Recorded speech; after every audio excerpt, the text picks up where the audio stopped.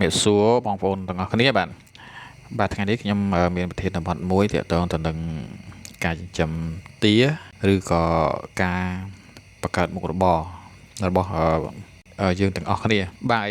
ក៏មានសំណួរជាច្រើនដែរប៉ុន្តែខ្ញុំសូមយកសំណួរនឹងមក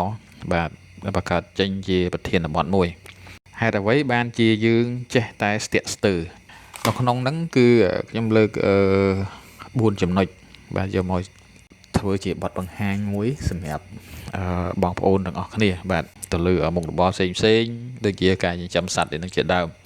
ជារឿងធម្មតាឯបងប្អូនចំពោះអ្វីដែលយើងក៏បង្កើតឡើងឬក៏អ្វីដែលយើងគ្រោងនឹងធ្វើបាទវាតែងតែស្ទាក់ស្ទើរបាទវាតែងតែគិតហើយគិតទៅមុខវិលទៅក្រោយគិតទៅមុខវិលទៅក្រោយដោយមានកត្តាមួយចំនួននៅក្នុងហ្នឹងដែលធ្វើឲ្យយើង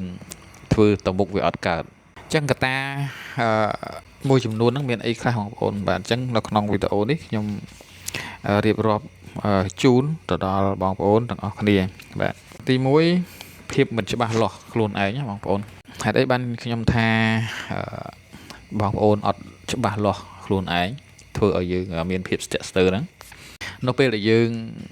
គិតធ្វើអីមួយឧទាហរណ៍ថាយើងចិញ្ចឹមទាកប៉ាចោះបាទ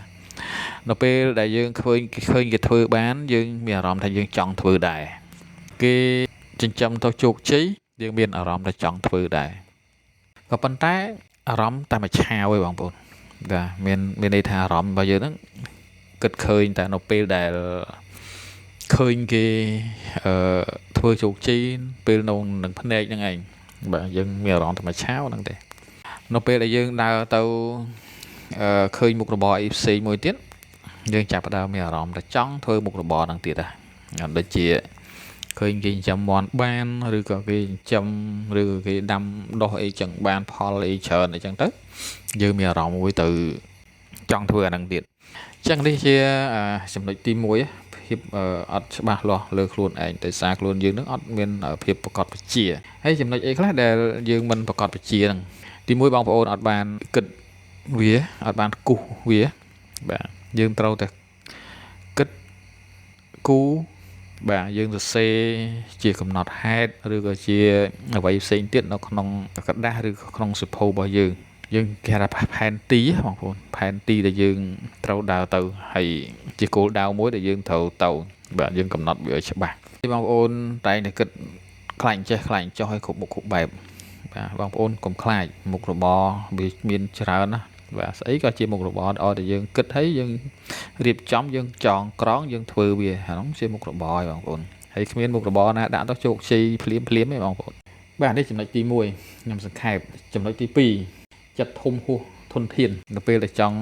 ធ្វើឧទាហរណ៍ថាចិញ្ចឹមទាកប៉ាចោះបាទក្នុងប្រធានបទនេះ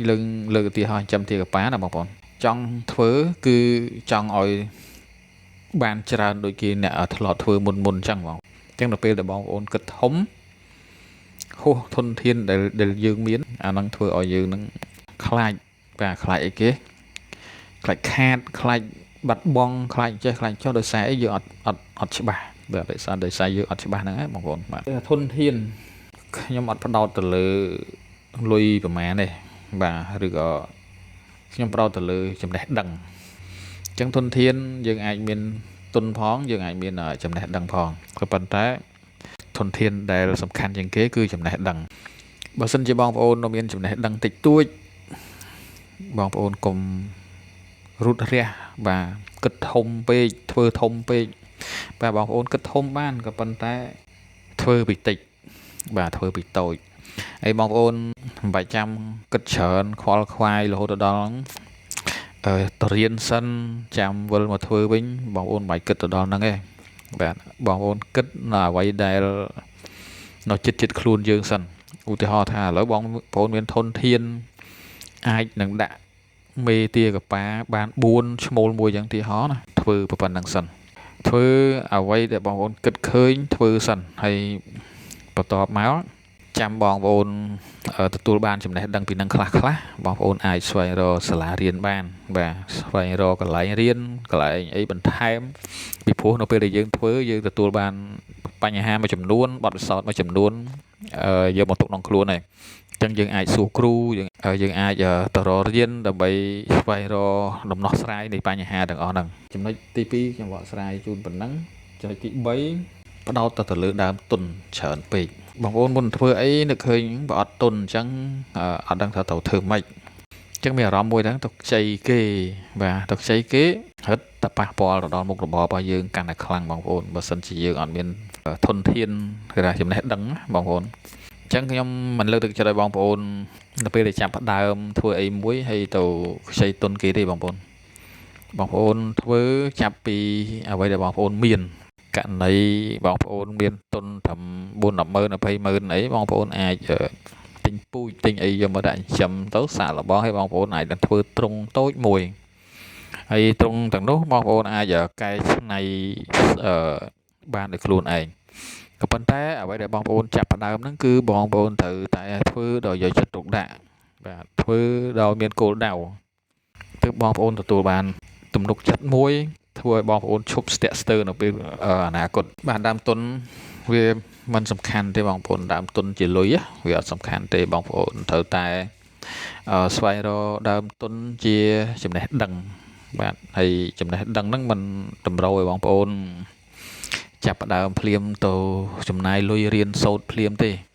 បាទកាលណាបងប្អូនចំណាយលុយរៀនសូត្រភ្លាមហ្នឹងបងប្អូនគិតខ្លាំងរឿងដើមទុនជាលុយវិញទៀតដែរអញ្ចឹងបងប្អូនបាច់គិតទៅដល់ហ្នឹងទេបងប្អូនចាប់ផ្ដើមគឺមាន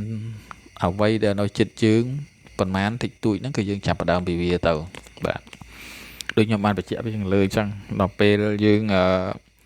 ចិញ្ចឹមទៅយើងទទួលបានបញ្ហាមួយចំនួនយើងទទួលបានបច្ចេកទេសមួយចំនួនមេរៀនមួយចំនួនដែលយើងចិញ្ចឹមវាហ្នឹងបាទនៅពេលនោះគឺយើងអាចទៅរកសាលាឬក៏រកគ្រូបានហើយបាទដោយសារយើងទៅស្វែងរកគាត់ដើម្បីជួយដោះស្រាយបញ្ហាទាំងអស់ហ្នឹងបាទចំណុចទី4ជាចំណុចចុងក្រោយបងប្អូនតែងតែគិតអវិជ្ជមានគិតអីក៏មិនកើតបាទគិតអីក៏ខ្លាចគិតថាចិញ្ចឹមទៅគីឡូអត់មានទីផ្សារលក់អត់ចេញអីចឹងទៅចិញ្ចឹមទៅឮគេថាស៊ីច្រើនណាស់ទាកប៉ាស៊ីច្រើនណាស់បាទចាំមិនចំណេញទេងកប៉ាទៅកើតជំងឺវាងាប់ហើយមើលមិនជាងាប់លឿនណាស់អ្វីទាំងអស់ហ្នឹងបងប្អូនត្រូវតែយកមកដោះស្រាយពីព្រោះធ្វើអីក៏តែងតែមានបញ្ហាដែរក៏ប៉ុន្តែបញ្ហាទាំងអស់ហ្នឹងគេតែងតែយកវាមកដោះស្រាយចុះអត់ទីផ្សារយើងត្រូវធ្វើម៉េចហេតុអីបានយើងគិតខ្លួនឯងថាអត់ទីផ្សារហេតុអីគេអ្នកផ្សេងទៀតគេចិញ្ចឹមទៅបានគេលក់បានហេតុអីក៏យើងគិតថាវាស៊ីច្រើនវាអត់ចំណេញហេតុអីក៏គេផ្សេងគេចិញ្ចឹមបានព្រោះអាហ្នឹងវាស៊ីច្រើនដូចតែគ្នាហ្នឹងបាទអញ្ចឹងយើងត្រូវតែយករឿងទាំងអស់ហ្នឹងយកមកគិតបាទហើយយកមកដោះស្រាយអ្វីទាំងអស់ហ្នឹងគឺជាបញ្ហាឯងបងប្អូនក៏ប៉ុន្តែបញ្ហាទាំងអស់ហ្នឹងនៅពេលដែលបងប្អូនលើកហើយបងប្អូនចាប់ដើមមិនអនុវត្តបងប្អូនបោះបង់នៅពេលដែលបងប្អូនលើកប៉ុណ្ណឹងមកបងប្អូនគិតថាចាំកើតទេបើសិនជាបងប្អូនកំពុងតែចិញ្ចឹមហើយបងប្អូនលើកឲ្យបញ្ហាទាំងអស់ហ្នឹងមកចិញ្ចឹមទៅឃើញវាជាក់ស្ដែងវាអញ្ចឹងមែនបាទវាចំណាយទៅលើចំណីច្រើនចំណាយទៅលើជំងឺច្រើនអញ្ចឹងនៅពេលដែលយើងមើលឃើញចំណាយទាំងអស់ហ្នឹងច្រើនតែយើងត្រូវដោះស្រាយវាមិនបាទនៅពេលនោះហើយបងប្អូនអាចរកគ្រូឬក៏រកទីប្រឹក្សាឬក៏អីផ្សេងទៀតឬក៏បងប្អូនចេះដោះស្រាយខ្លួនឯងត្រូវធ្វើម៉េចបាទខ្ញុំលើកទឹកចិត្តឲ្យបងប្អូនចិញ្ចឹមទាកាប៉ាបើសិនជាបងប្អូនមានទុនតិចបងប្អូនធ្វើវាទៅហើយចាប់ផ្ដើមពីមេ4-5ទៅបងប្អូនមេ5បា1ទៅបើសិនជាបងប្អូនគិតថាចាប់ផ្ដើមតិចម៉េះបាទអញ្ចឹងបងប្អូនចាំច្រើននៅពេលណាបងប្អូនចាប់ផ្ដើមបាទមានន័យថាអត់រហូតហ្នឹងអញ្ចឹងយើងចាប់ផ្ដើមពីតិចហ្នឹងទៅហើយបន្ទាប់មក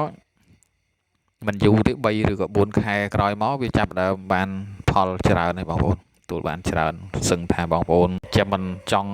អស់ផងបាទមេ5ឈ្មោល1ទាកាប៉ាវាកើតណាបងប្អូនហើយបើយើងគិតទីផ្សារបច្ចុប្បន្ន